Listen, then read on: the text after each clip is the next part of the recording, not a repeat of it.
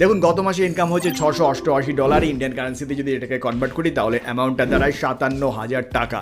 আর যদি বাংলাদেশি টাকা এটাকে কনভার্ট করি তাহলে অ্যামাউন্টটা দাঁড়ায় 75,000 টাকা। আর এই ইনকামটা হচ্ছে শুধুমাত্র একটা কপি পেস্ট শর্টসের চ্যানেল থেকে।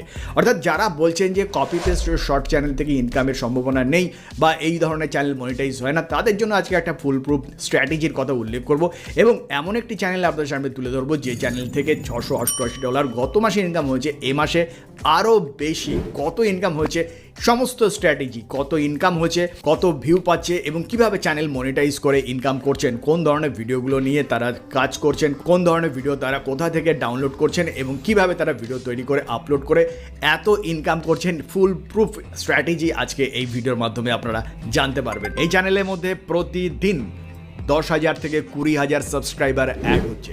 বিগত 28 দিনে এই চ্যানেলের মধ্যে 4,40,000 সাবস্ক্রাইবার